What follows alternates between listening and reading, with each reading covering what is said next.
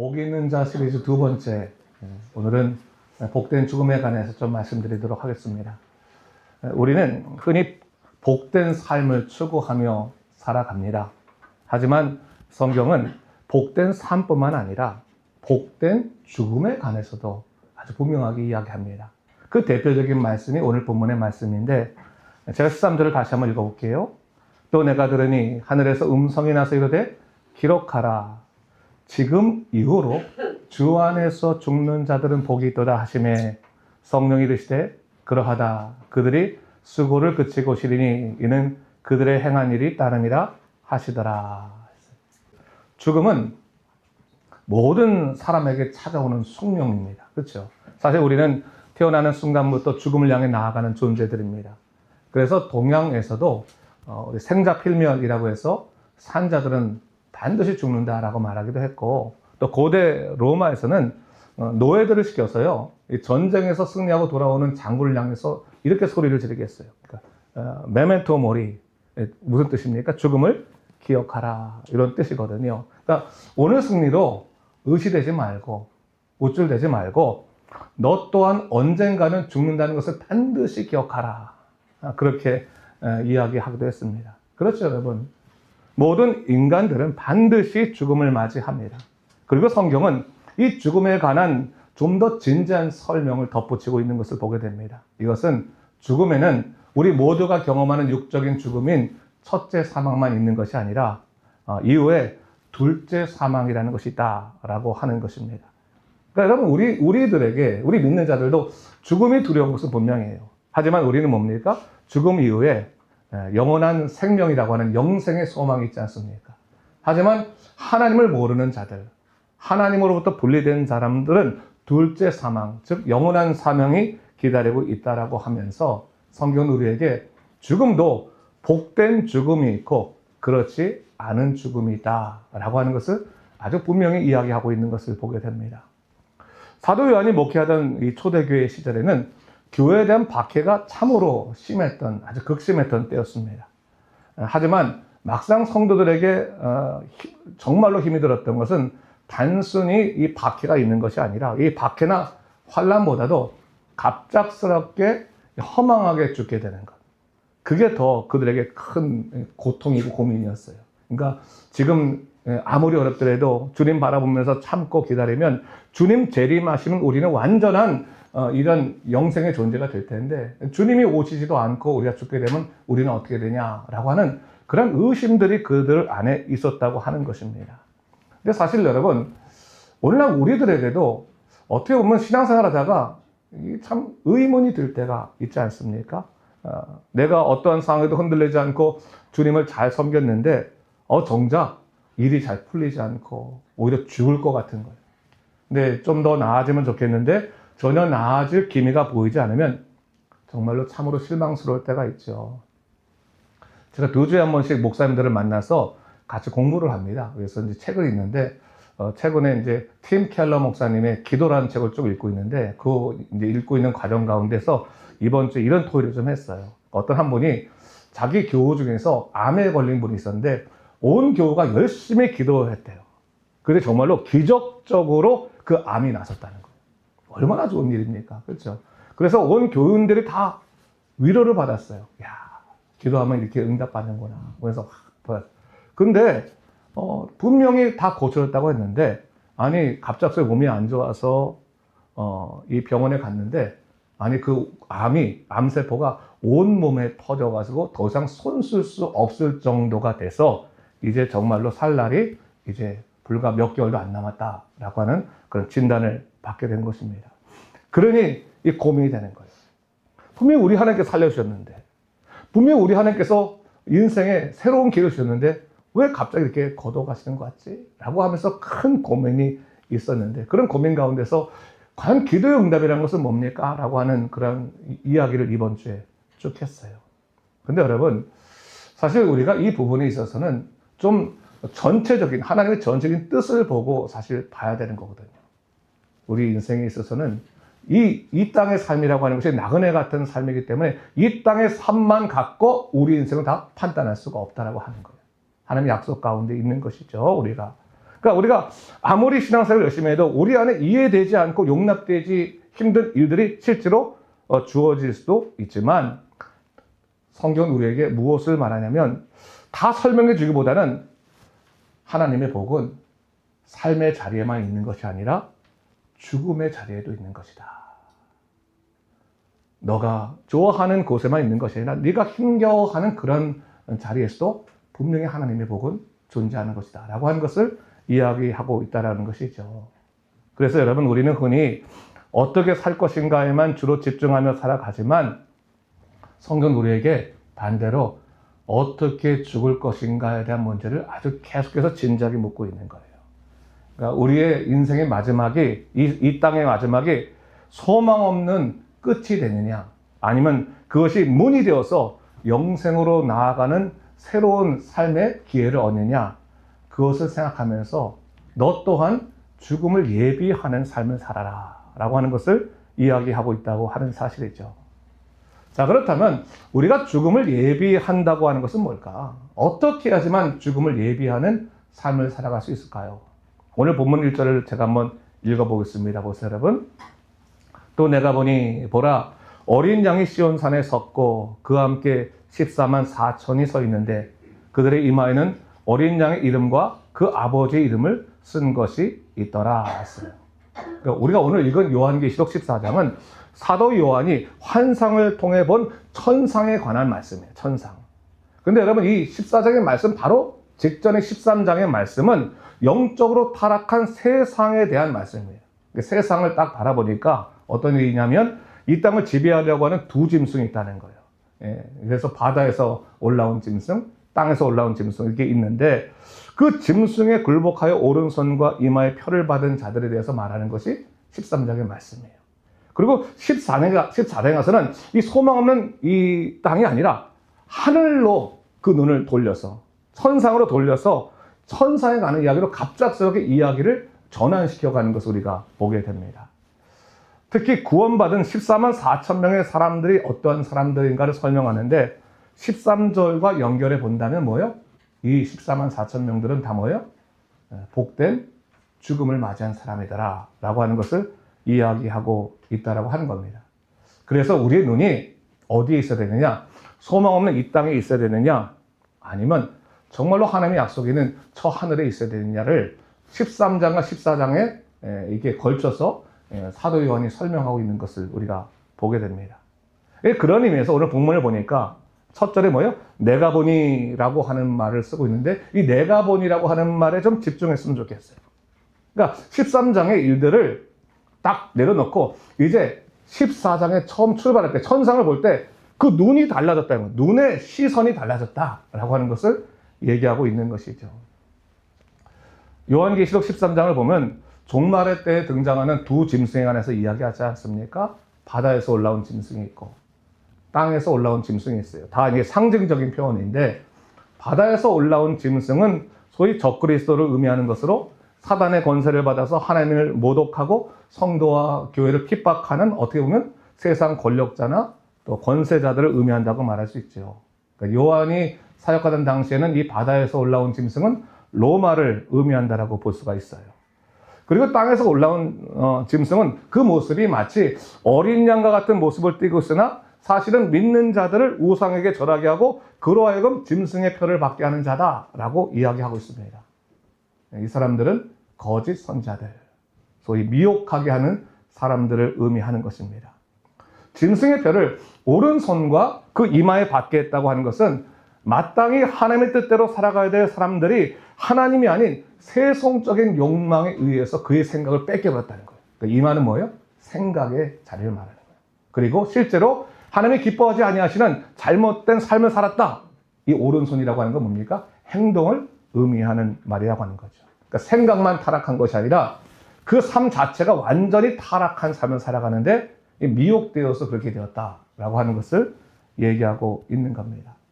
그런 상황 속에서 오늘 사도 바울이 오늘 본문 1절에서 내가 보니 라고 하는 표현이 굉장히 의미가 있는 것이죠.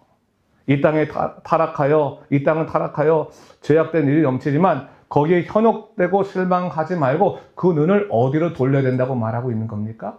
저 하나님 나라. 소망이 있는 곳에 눈을 돌려야 된다. 땅이 아니라 하늘로 돌리라. 우리 시선이 바뀌어져야 된다. 상황이 아니라 뭡니까? 약속으로 바뀌어야 된다. 라고 하는 것을 얘기하고 있는 겁니다. 지금 사도 요한이 단모섬에서 유배되어서 어떻게 보면 로마 제국의 극심한 박해 아래 있는 것이죠. 상황적으로는 참으로 소망 없는 때였지만 요한의 눈은 그런 소망 없는 절망의 상황의 자리가 아니라 뭐예요?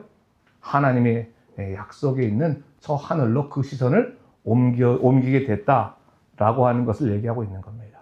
여러분, 우리가 신앙생활 하다가 참 우리의 이 풀리지 않는 상황들을 묵상해 봤자 거기서 나오는 답이 없어요. 여러분, 병든 몸, 풀리지 않는 문제 열심히 묵상해 보세요. 거기서부터 소망이 나오겠습니까? 그렇잖아요, 여러분. 쓴뿌리를 계속 먹으면 결국 쓴뿌리에서 단물 나오는 게 아니잖아요. 계속 쓴물만 나오는 것이지. 그러니까 이 땅을 묵상해 봤자, 이 죄된 삶을 묵상해 봤자 여기서 나오는 것은 죄된 결과밖에 없는 거예요. 우리가 이 시선을 보는 게 마찬가지예요. 우리의 부족한 삶을 보는 것이 아니라 하나님의 약속의 상황을 보기 시작했을 때, 약속의 나라를 보기 시작할 때 우리의 마음이 뒤바뀌기 시작하는 거죠. 그 용기를 갖게 되는 거예요. 그렇다면 여러분, 우리의 시선을 한번 점검해 보죠. 우리 대부분의 사람들의 시선은 대체적으로 인생을 준비한다고 했을 때는 거의 대부분 노후에 집중되는 것 같아요. 우리 노후를 어떻게 살 것인가, 늙어서 내가 어떻게 살 것인가, 집도 좀 있어야 되고, 그렇지 않습니까? 좀 편안해야 되고, 그래서 늙어서 고생하지 않도록 건강하고 풍요로운 노후를 준비하기 위해서 애를 씁니다. 그러니까 여러분, 분명히 노후 준비는 중요해요. 노후를 열심히 준비하려고 노력하는 것, 그거는 문제가 아니에요. 근데 노후를 열심히 준비하려고 사후 준비를 게을리 한다면 그것은 결코 지혜로운 삶이라고 할 수 없다라고 하는 것이죠. 예수를 믿는 사람들은 죽음 이후에 하나님 나라가 있기 때문에 노후 준비보다 사실 중요한 것이 뭐예요? 사후 준비다. 죽은 후의 삶을 준비하는 것이다라고 하는 것을 얘기하는 거예요. 그래서 복된 삶을 넘어서서 복된 죽음을 맞이하기 위해서는 노후를 넘어선 사후를 바라보는 눈이 있어야 되는데, 바로 죽음을 넘어선 영원한 삶을 준비하는 거야말로 우리 인생에 가장 중요하고도 지혜로운 일이 아닐 수 없다라고 이야기하는 것입니다. 그렇다면 누가 노후가 아니라 사후를 바라볼 수 있는 사람인가? 가장 기본적인 것은 뭡니까? 이 땅의 주인이 뭐요? 하나님이시다. 그리고 우리는 반드시 뭐요? 그리스도의 심판대 앞에서 하나님의 판단을 받아서 영원한 나라에 들어가게 될 것이다 라고 하는 것을 믿는 사람. 그래서 죽음이 끝이 아니라 새로운 시작이다. 죽음은 문이다. 그래서 노후를 끝내고 나면 그 다음에 사후의 세계로 들어가는 것이다 라고 하는 것을 믿는 사람들만이 지혜롭게 우리 이 땅의 삶이 아닌 저 하나님이 약속하신 삶을 예비할 수 있다라고 하는 것이죠. 그래서 여러분, 죽음은 우리 믿는 자들에게 뭐예요? 끝이 아니라 문입니다. 문. 딱 열고 다음의 세계로 나아가는 것인데, 그러기 위해서는 여러분, 우리가 노후 준비하는 식으로 인생을 살 것이 아니라 사후 준비하는 쪽으로 인생을 살아가야 되는데, 하나님이 기뻐하시는 삶을 살아낼 필요가 있는 거예요. 그래서 마태복음 6장 19절과 21절 말씀에서도 예수님께서 이렇게 말씀하십니다. 보세요. 너희를 위하여 보물을 땅에 쌓아두지 말라. 거기는 좀과 동록이 해하며 도둑이 구멍을 뚫고 도둑질 하느니라. 오직 너희를 위하여 보물을 하늘에 쌓아두라. 거기는 좀이나 동록이 해하지 못하며 도둑이 구멍을 뚫지도 못하고 도둑질도 못하느니라. 네 보물 있는 그곳에는 네 마음도 있느니라. 네가 지금 바라보는 것이 그것이 너희 믿음의 현실이다라고 얘기하는 거예요. 여러분, 우리들의 시선이 지금 어디 있습니까? 이 땅에 잠시 보이는 성공이나 쾌락이 있습니까? 돈 버는 것과 남들보다 풍요롭게 사는 것이 내 삶의 목적입니까? 근데 여러분, 우리가 저 하늘나라에 나의 본향집이 있다고 생각한다면 오늘의 삶을 좀 살아가는 방식이 다를 거예요. 여기서 천년만년 살 것 같으면야 여기서 어떻게 해서든지 집도 더 많이 늘리고 재산도 많이 늘려서 그렇게 살면 되겠죠. 그러나 우리는 언젠가는 그 모든 것들을 다 내려놓고 하나님 나라로 가야 되는데, 그러기 위해서는 여러분, 우리의 시선이 하나님 나라를 향해 있어야 된다는 것이죠. 오늘 본문에도 저 영원한 시온산에 우리의 시선이 고정될 때 우리는 죽음 앞에서 두려워하지 않고 오히려 소망을 품을 수 있다라고 하는 것을 얘기하는 것이고, 그럴 때 현실의 고난을 우리가 대하는 태도가 달라진다는 거죠. 우리 고린도후서 4장 17절 18절 말씀, 사도 바울이 고백한 이 말을 함께 우리 읽도록 하겠습니다. 시작. 우리가 잠시 받는 환난에 경한 것이 지극히 크고 영원한 영광에 중한 것을 우리에게 이르게 하매니, 우리가 주목하는 것은 보이는 것이 아니요 보이지 않는 것이니, 보이는 것은 잠깐이요 보이지 않는 것은 영원함이라. 그래서 성경의 말씀 우리가 믿을 수 있어야 돼요. 도대체 우리가 어디에 우리 시선을 빼앗기고 있느냐라는 거예요. 우리가 이 땅을 살아가면서 환난을 겪어요. 성경은 예수 믿으면 절대로 환난 경험하지 않는다, 고난 없다라고 말하잖아요. 예수 믿는 사람들 병 걸리고 고난도 당하고 여러 가지 어려움에 처할 수 있어요. 그러나 그럼에도 불구하고 예수 믿는 사람들은 보이는 것에 그 마음을 빼앗기는 것이 아니라 뭐예요? 보이지 않는 것에 우리의 시선과 마음을 두는 사람들이다 라고 하는 것을 강하게 얘기하고 있는 것이죠. 그러니까 영적인 눈을 뜨라는 거예요. 육적인 눈에만 뜨지 말고, 그렇잖아요. 이 세상적인 눈이 번쩍 뜨지 말고 영적인 눈을 떠라. 여러분, 보면요, 아파트 올라가는 가격이나 세상 이렇게 시세, 그런 데는 눈이 정말 번쩍 떠가지고 정말 잘 판단하는 사람들이 있어요. 근데 반면에 영원한 세계에 대해서는 관심이 없단 말이지. 영원한 세계에 대해서. 근데 여러분, 성경은 우리에게 그것을 계속 가르치는 거예요. 이 땅에 시선을 빼앗기는 것은 어쩔 수 없는 일이다마는 그것이 다가 아니다. 영적인 세계에 너가 눈을 뜨지 못하면 너의 삶은 정말로 불쌍한 삶이 되고 만다 라고 하는 것을 어떻게 보면 경고하고 있는 것이죠. 그런 의미에서 오늘 본문에 이 14장의 천상의 세계에 대한 말씀은 우리가 눈을 뜨게 하는 성경의 초청이에요. 사도 요한이 본 환상을 통해서 하나님께서 우리에게 초청하고 계시는 건데, 오늘 본문 1절에 보니까 14만 4천 명이 거기에 딱 서 있죠. 어린 양 옆에. 14만 4천 명이라는 것은 구원받은 백성을 말하는 것인데 주님께 선택된 자를 말하는 것입니다. 근데 그런 자들이 어떤 사람들입니까? 1절 하반부에 보니까 그들의 이마에는 어린 양의 이름과 그 아버지의 이름을 쓴 것이 있더라 했어요. 아까도 말했지만 이마가 뭐라고요? 생각의 자리예요. 생각의 자리. 그 생각에는 뭐예요? 누가 있는 거예요? 어린 양의 이름.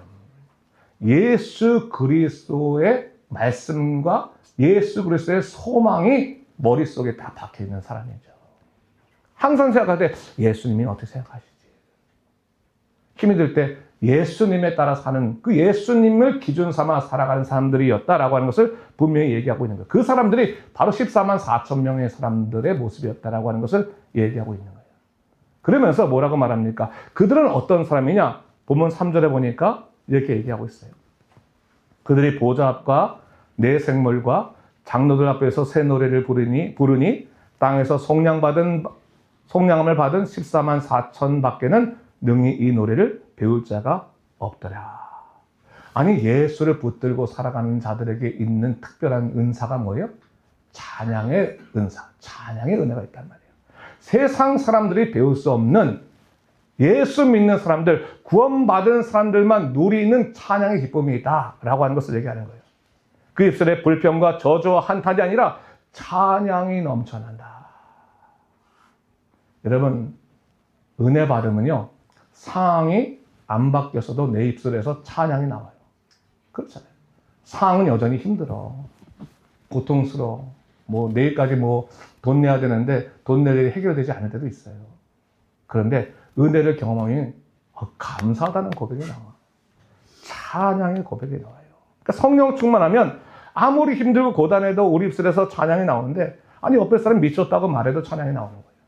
옆에 사람이, 야, 너 그렇게 웃으면서 노래나 부를 때가 아닌데 눌러날라 노래 부르고 있니? 해도 입술에 찬양이 나오는 거예요. 세상 사람들이 경험하지 못한 그런 땅에서 속량받은 14만 4천 밖에는 능히 이 노래를 배울 자가 없다는 것, 이것이 분명히 우리 삶 속에서 적용되기 시작한다고 하는 것이죠. 그리고 그 삶이 어떻습니까? 4절 5절에 이렇게 말해요. 이 사람들은 여자와 더불어 더럽히지 아니하고 순결한 자라. 어린 양이 어디로 인도하든지 따라가는 자며 사람 가운데에서 속량함을 받아 처음 익은 열매로 하나님과 어린 양에게 속한 자들이니 그 입에는 거짓말이 없고 흠이 없는 자들이라. 여러분, 예수님 믿고 예수님에 따라 살아가는 사람들은 단순해지죠. 뭡니까? 예수님 가자 하는 곳에 가고 예수님 설하는 곳에 쓰는 것 아니겠습니까? 그러니까 이런 사람들은 세상의 유혹에 자기를 더럽히는 것이 아니라 예수님 따라가는 거예요. 예수님이 인도하시는 그대로 따라가는 사람들. 그런 사람들을 오늘 성경에서 뭐라고 말합니까? 어린 양에게 속한 자다. 하나님과 어린 양에게 속한 자다. 그 입에 거짓말과 흠이 없다라고 말을 하는 거예요. 은혜가 충만하면 여러분, 입술이 달라져요. 입술의 고백이. 거짓말과 망령된 말이 사라지기 시작하는 거예요. 망령된 말이. 믿음을 무너뜨리고 상처를 입히고 공동체를 깨는 불신앙의 말들이 사라지기 시작하는 거예요. 격려하는 거죠. 격려하는 거죠. 그게 변화되는 거예요. 이게 14만 4천 명이 그런 사람들이다라는 것을 얘기하고 있는 거예요. 왜 그렇습니까? 성령님께서 그 임하와 손을 주장하시기 때문에 그렇다고 하는 것이죠.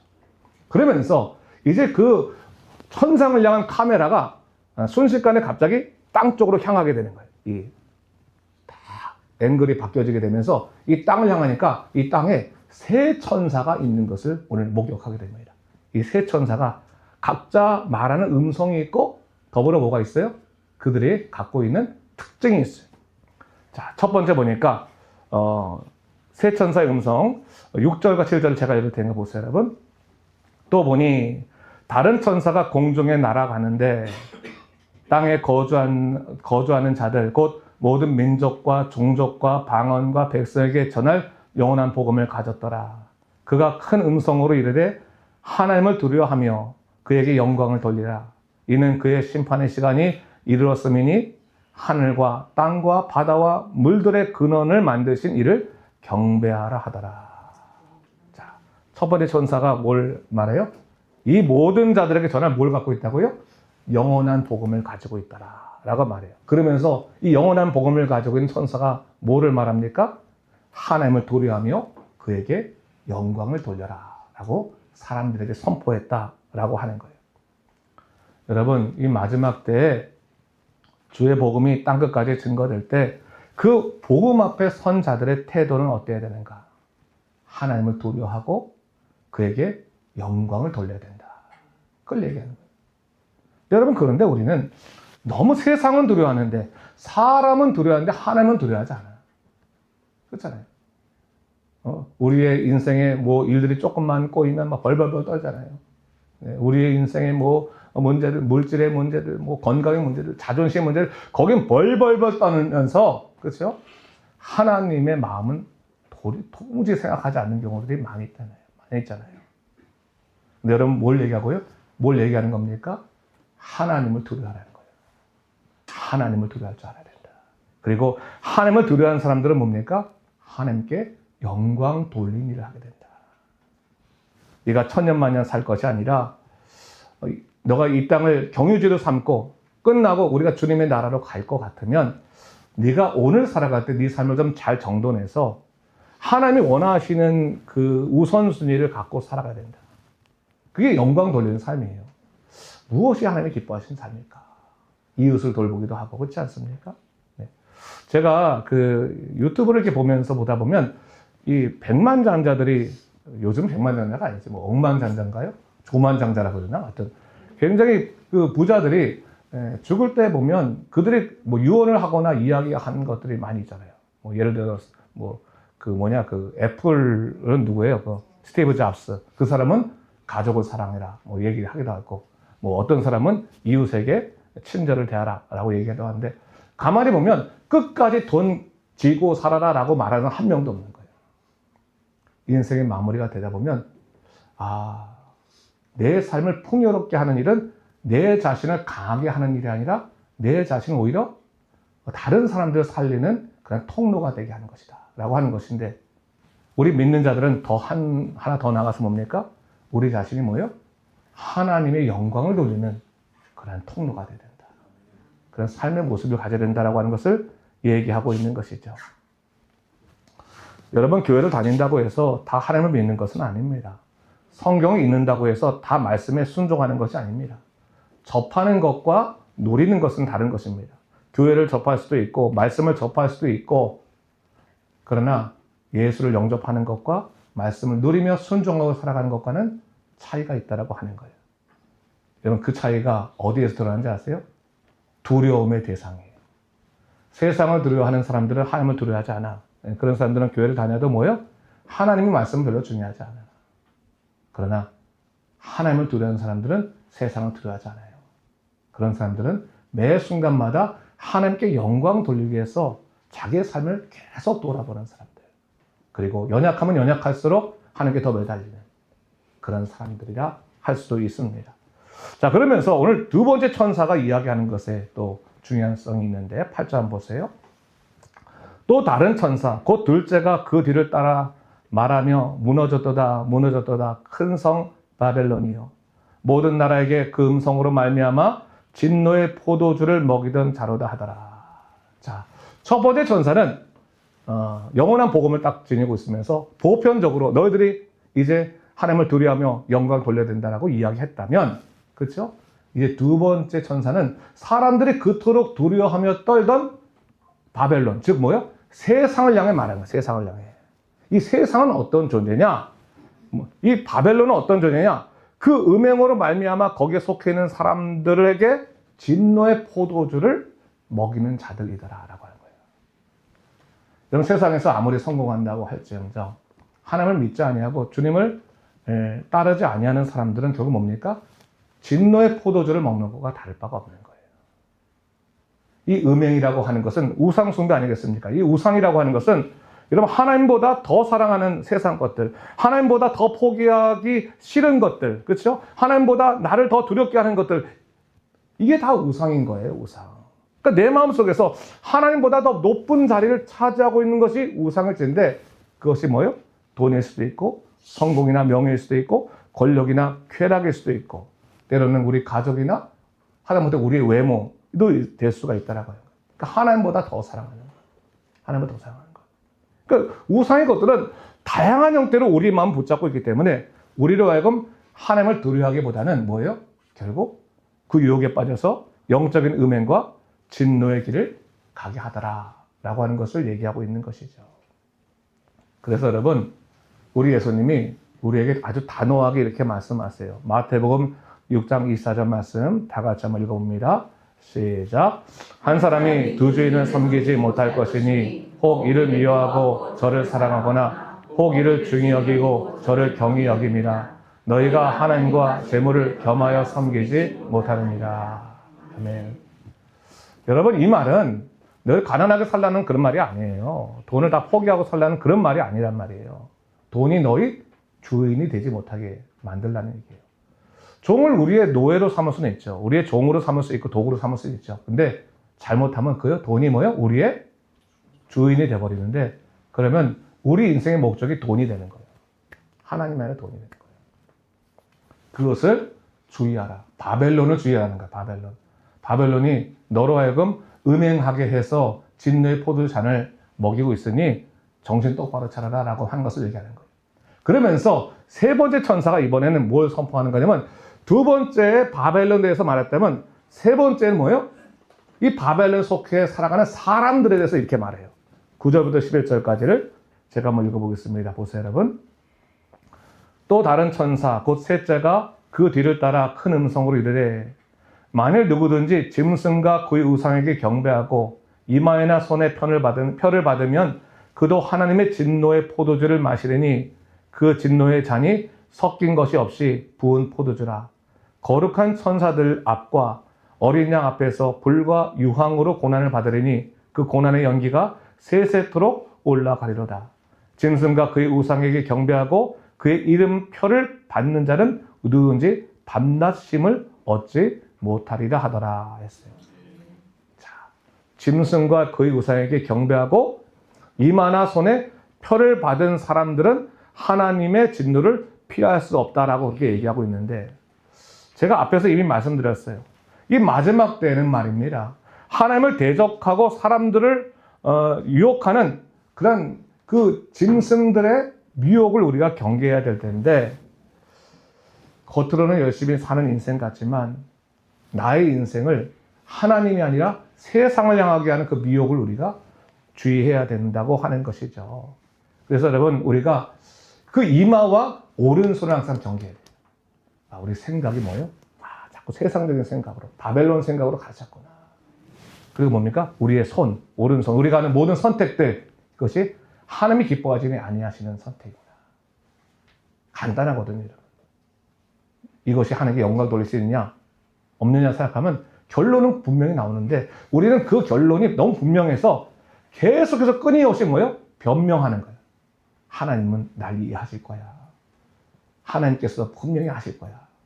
여러분, 생각보다 믿음의 결단은 단순합니다. 심플합니다.